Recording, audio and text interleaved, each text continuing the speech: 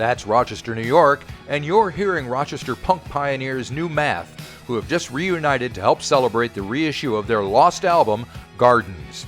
Here are Gary Trainer and Roy Stein to explain how that album was lost as they reminisce about a local scene that included a now legendary nightclub and a still legendary music shop.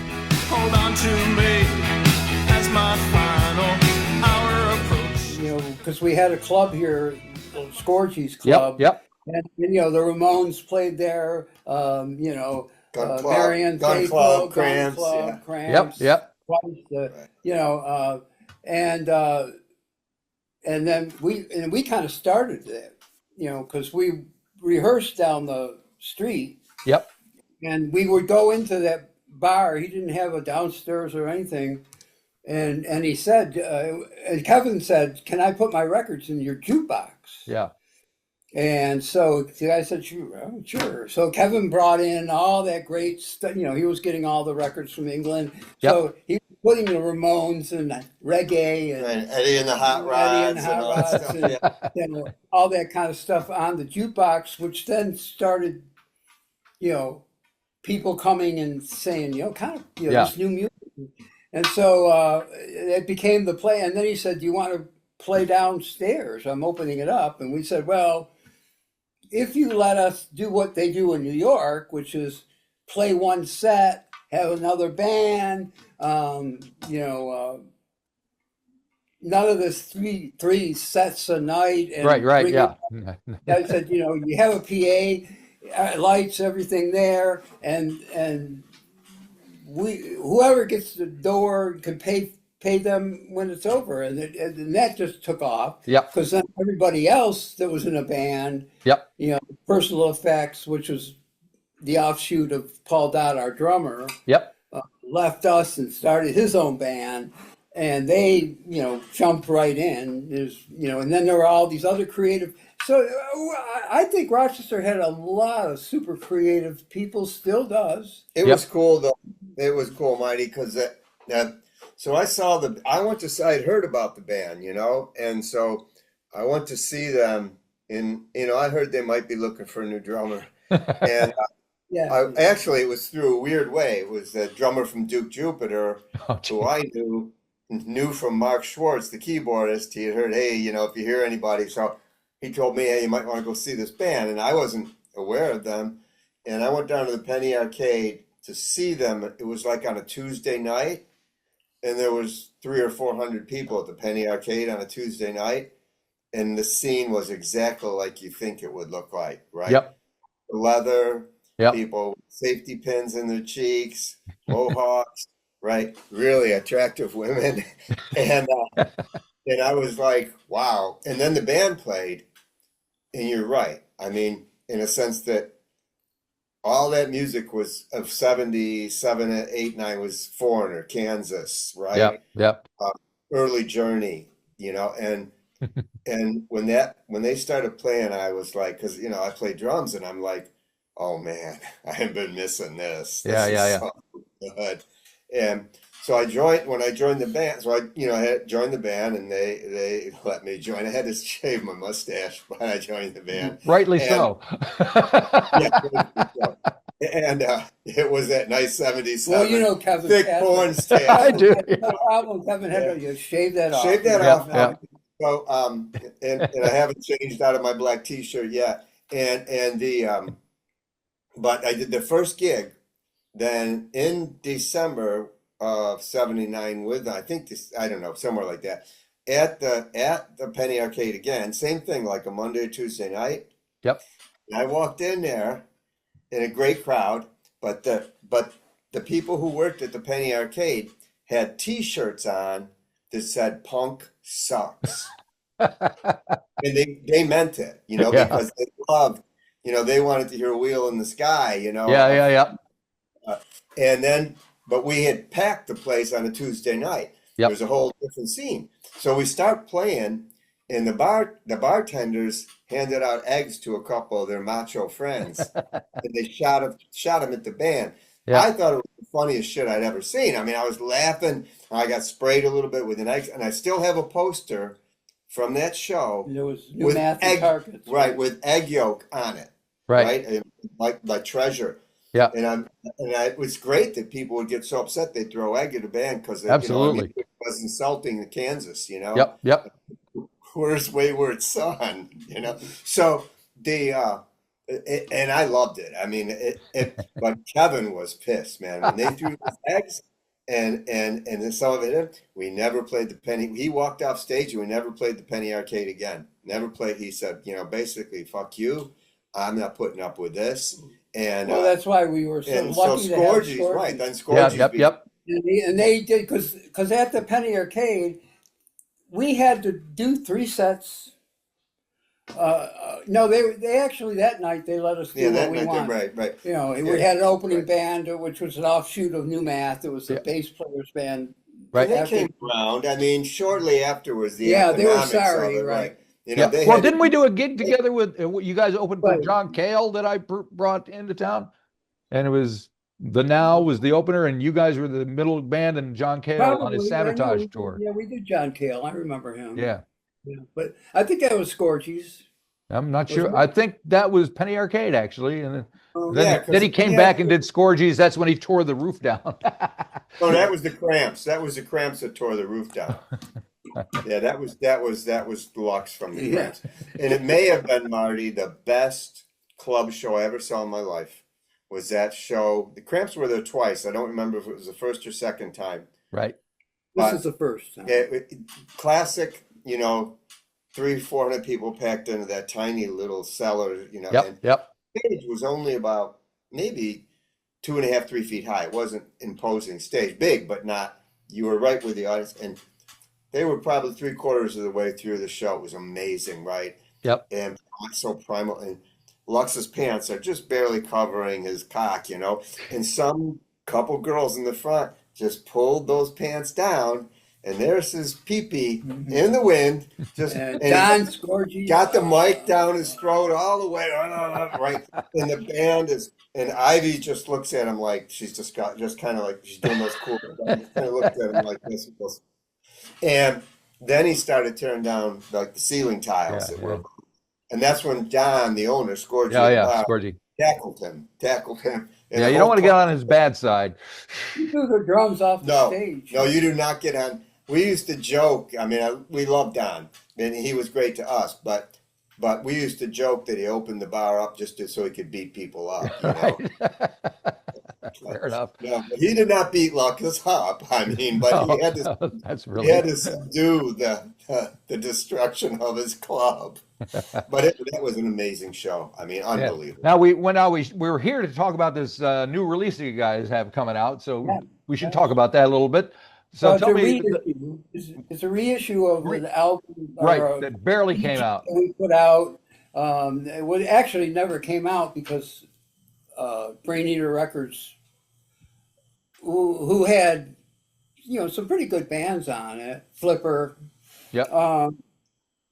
went bankrupt just as they pressed our album, and the reason we got on there was because this guy who really liked us, Steve Frost, I don't know, he was an A&R guy. Him and Kevin were like getting each other jobs at record companies, and he went on to Enigma, which is how we eventually ended up on Enigma Records too. Was this guy Steve liked us, and he was Brain Eater, which was part of Dutch East Indie, and they all went bankrupt. So this Gardens album on Brain Eater Records never really got released, but somehow there were boxes of them, so they did end up. Yeah, I think Brain Eater might. It was so. I mean, they literally went bankrupt a week after they sent the records to. So there were some radio stations, there were some press people that got it, but it wasn't a full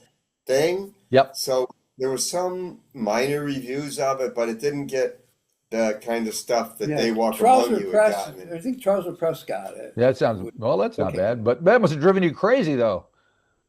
No, we were just, Yeah, we didn't, just another egg in the face. Yeah, it was typical of what was happening. And Steve was immediately, the band was just you know, we were leaving New Math behind right Yeah. after that record and transforming into the Jet Blackberries. And Steve was working on the soundtrack for Return of the Living Dead. And he said, you know, I want one of your songs from the Brain Eater record that really Right. never came out. And so he put Love Under Will on that soundtrack, you know, with incredible bands, you know, who was on it? Roy Roy Garrison, the Garrison, Cramps, you know, I Yep. mean, Yep.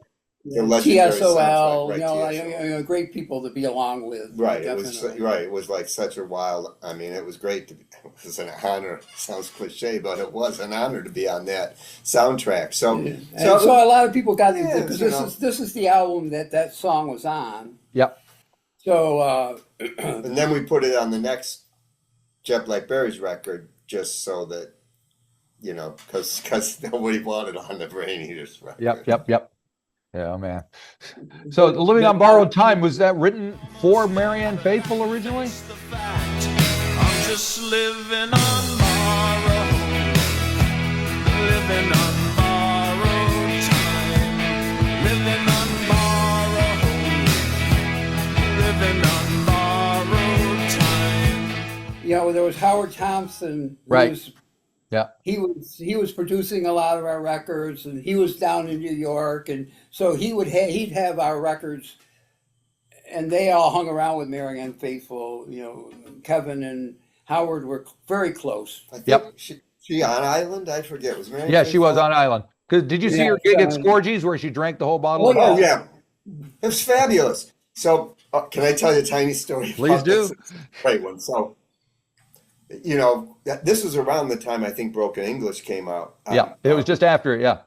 Yeah, you know, I mean, what an amazing record, right? Yes. So she's Yep. coming down the stairs because Scourge's, the dressing room was like 3 flights up. She comes downstairs, and the way that you came into the back right-hand corner of the club, and then you had a ways to go to the stage. Yep.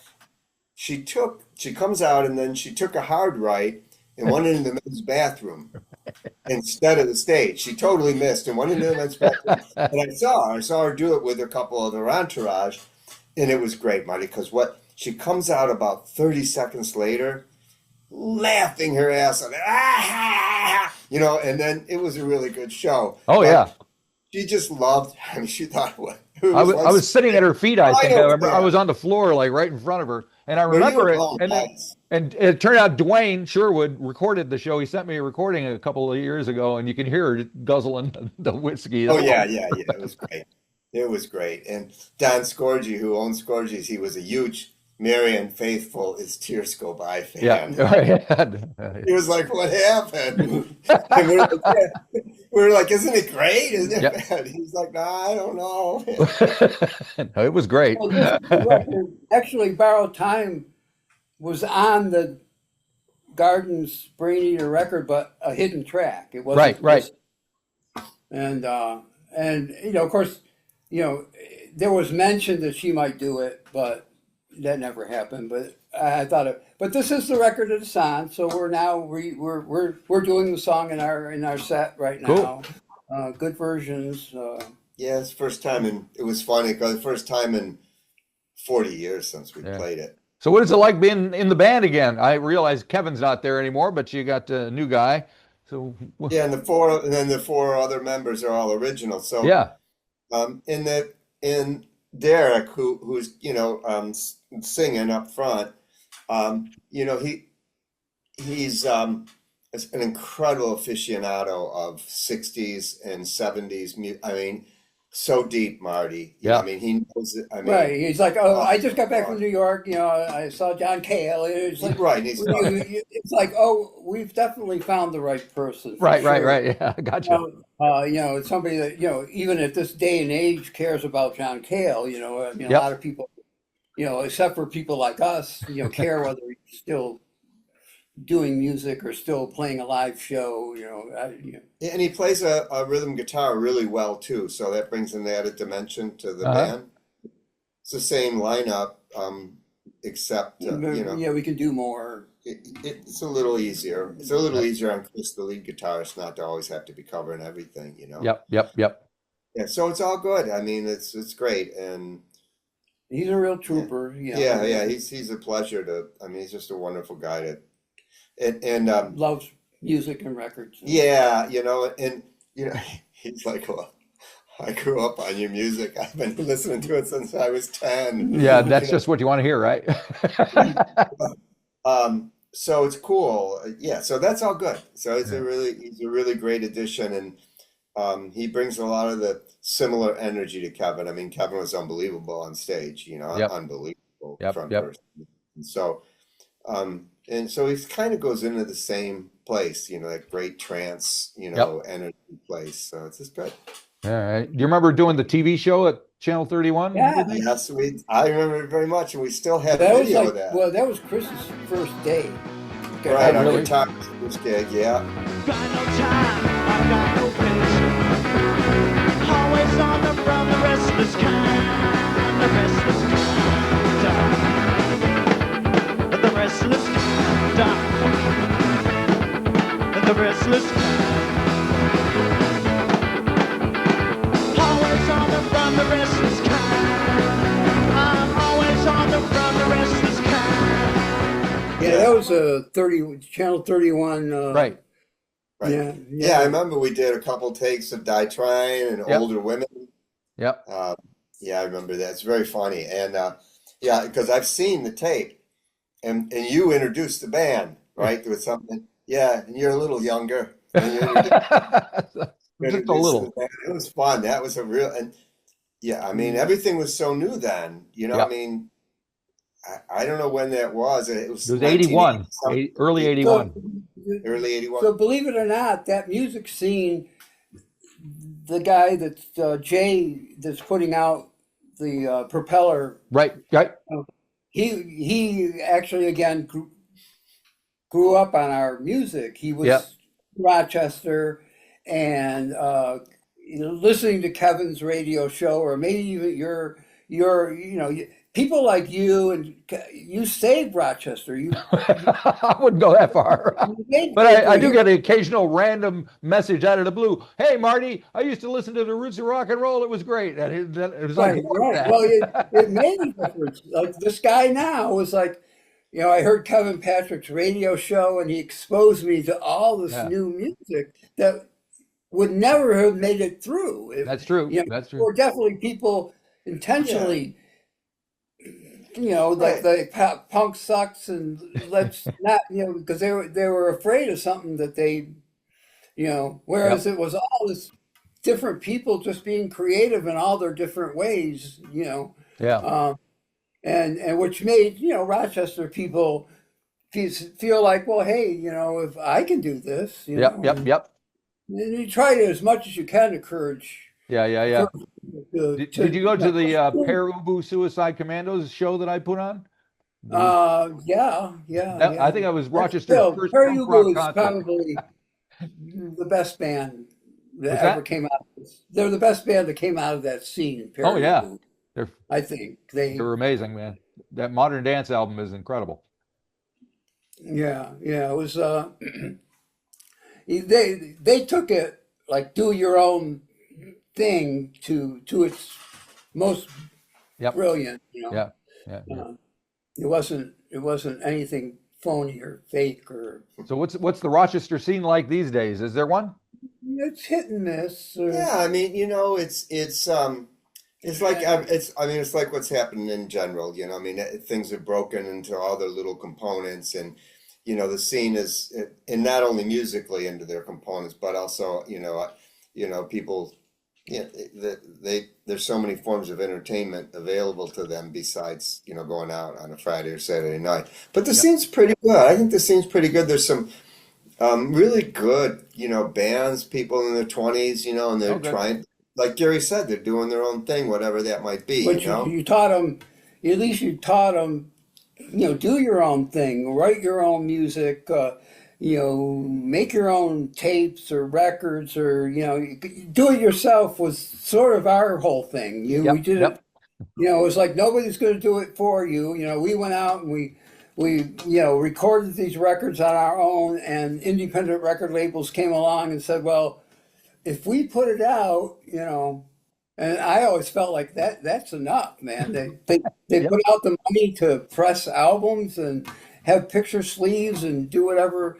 I'll take that, and give them the tape, let them have it for that one time. It's only a licensing. You don't own the songs. You don't have power over them for the rest of your life. And that kind of independent do-it-yourself thing it still holds true today. You're better off. It's not bad if somebody came along and gave you $1 million, but no, I'd take it. Right.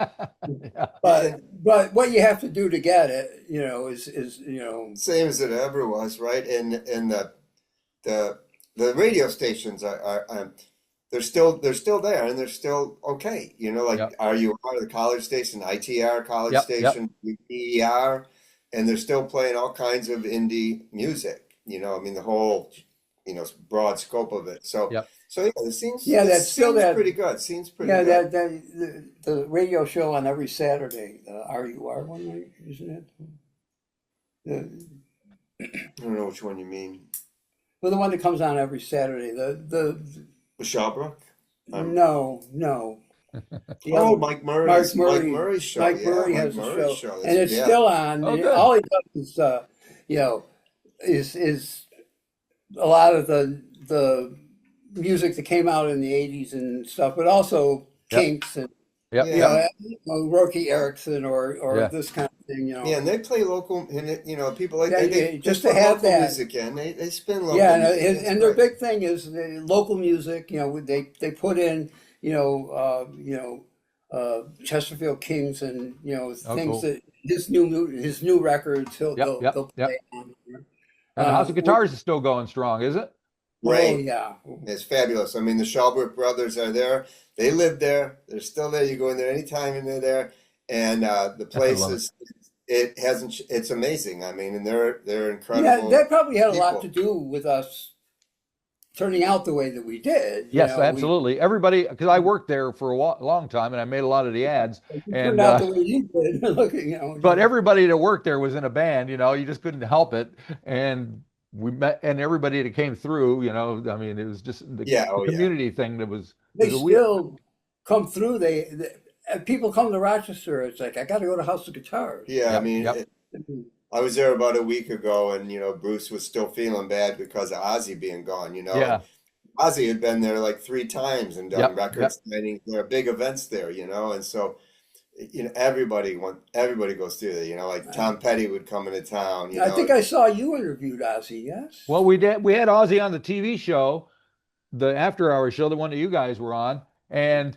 Yes, I've seen clips of that. So Jack Black made a tribute to Ozzy that showed at the reunion concert that happened like 2 months ago, but just before Ozzy died. And he recreated the Mr. Crowley video that I did and showed it on the big screen at the thing. And he had it like set up exactly the way that it was shot at Channel 31. It was hilarious. Because were you like one of the first to record Randy Rhoads? The only ones. That's the only video there is of him. Oh my God! Yeah, so that's unbelievable. Yeah, yeah. And then it's the same thing. Brother Weeze is still going, going strong. I love Weeze. Still doing his thing, and Record Archive, and it's Dick amazing. The archive is great. You love it there. He's built a club. Right inside of Record Archive. Yeah, that's where we're doing we're going to be doing a show there. Yeah, we're doing a record release there, and then 2 nights later, we're going to play at Danny Deutsch's place, Abilene. So, all those names. Yeah, so we're right. We're come on up. Yeah. Tom Cohn still got the Bop Shop going, so yeah. Yeah. Oh yeah. Yeah. He's moved to maybe a new place like 10 years ago. A nice place in Monroe. Yeah. Oh, good. Yeah. So that's all. It's all happening. We still have the record store. If you enjoyed this episode of the 13th Floor's Music Talk series, please be sure to subscribe to the website or to the YouTube channel. Follow us on Facebook or Instagram and wherever you find your podcasts. There's a whole lot more to discover.